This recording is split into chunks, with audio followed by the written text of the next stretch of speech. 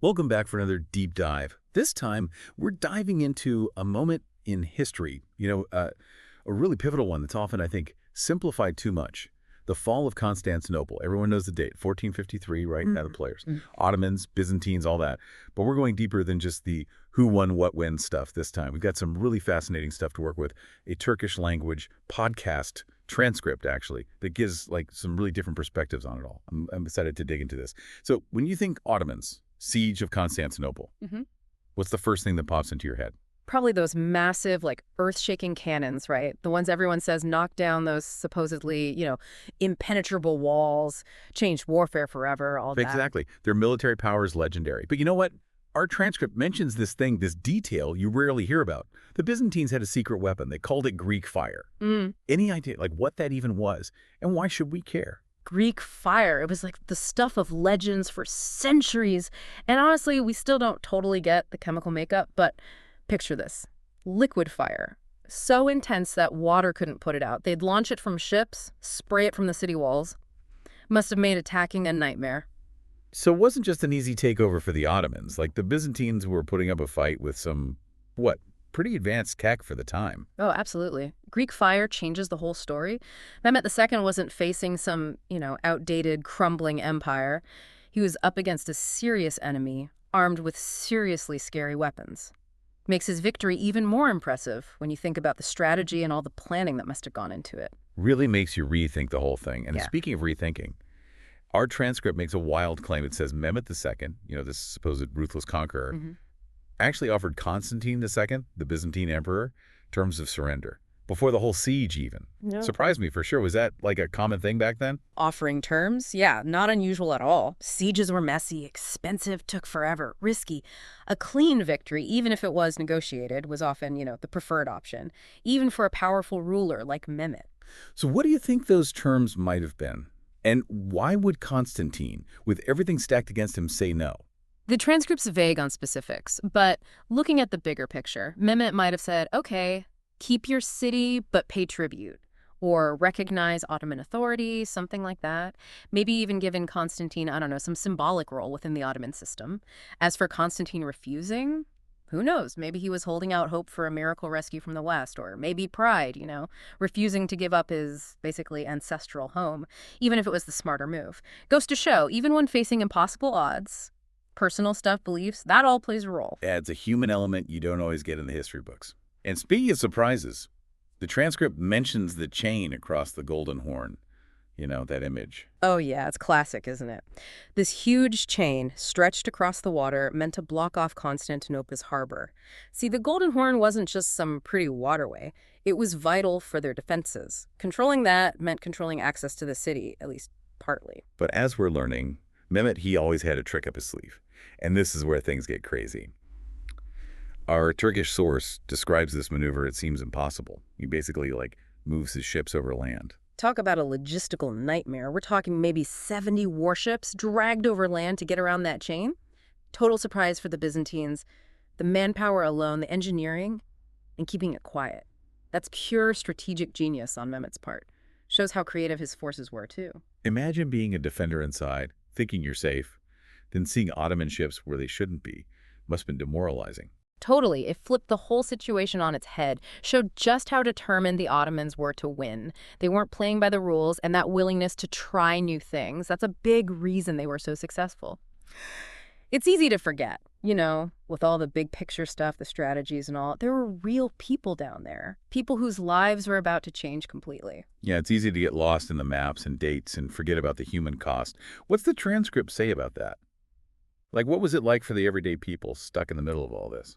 It doesn't really give us individual stories or anything, but you can sense the fear, the uncertainty on both sides. Everyone's wondering what's going to happen, clinging to hope. I can only imagine. Woo! Those final days, knowing an attack is coming, must have been terrifying. But even with all that going on, they were still trying to innovate. We talked about those huge cannons. The transcript goes into detail about one in particular, Urban's cannon. Sounds like something out of a movie. Right. This wasn't just any cannon. It was the cannon, Urban's masterpiece. This guy, a Hungarian engineer, crazy skilled.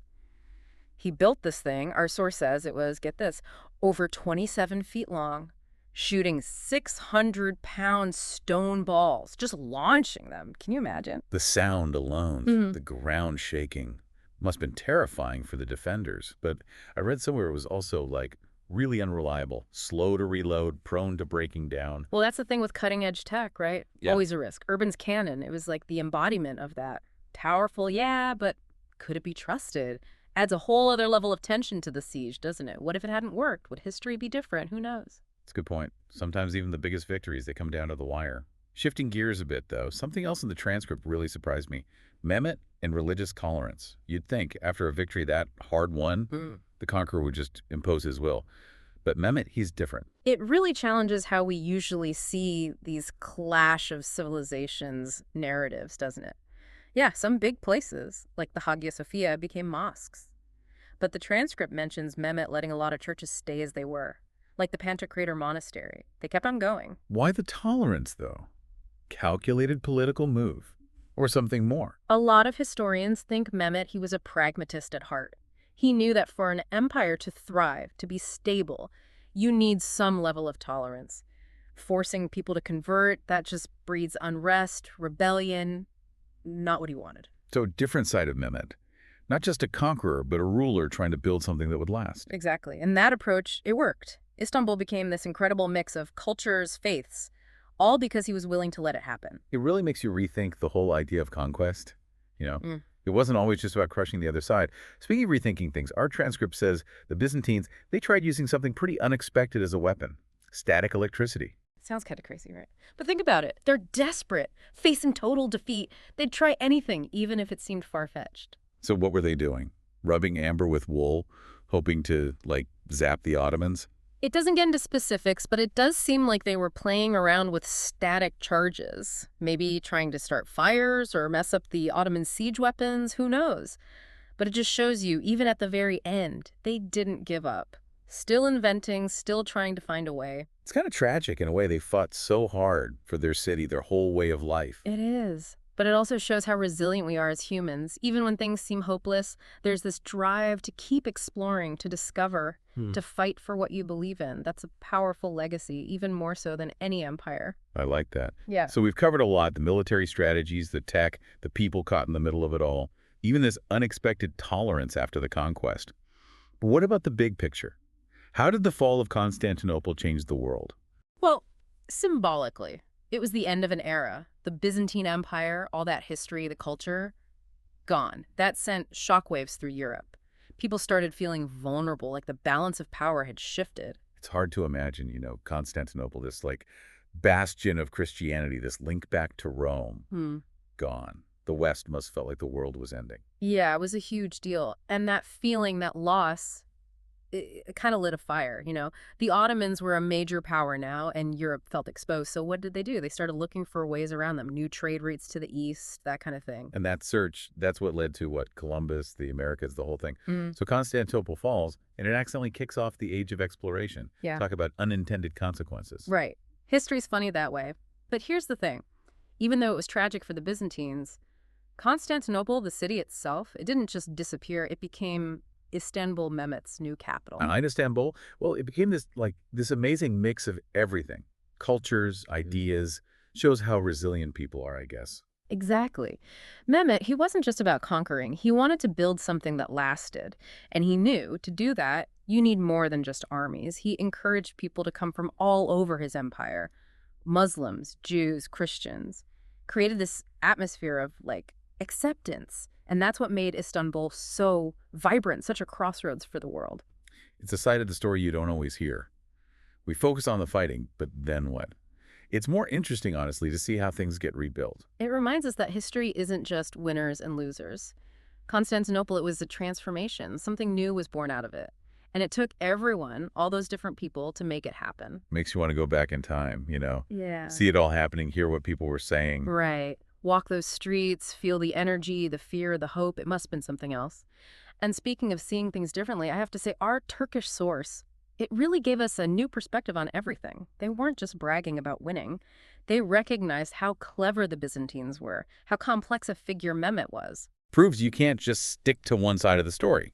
Got to look at things from all angles, especially with something this big. Couldn't agree more. History isn't about memorizing dates. It's about understanding why things happened the way they did, what choices people made, what it all meant in the end. And those choices, we're still living with them today, even if we don't realize it. That's the thing about history. It's still happening. So as we wrap this up, I want to leave you with this. Put yourself in their shoes. If you were Mehmet facing that decision, what would you have done? It's easy to judge from a distance, right? Mm-hmm. But to really get it, you have to try to see it through their eyes. Exactly. And if this deep dive left you wanting more, if it sparked some curiosity, some questions, then we did our job. Because that's what this is all about, exploring, questioning, and remembering the human stories behind it all. Couldn't have said it better myself.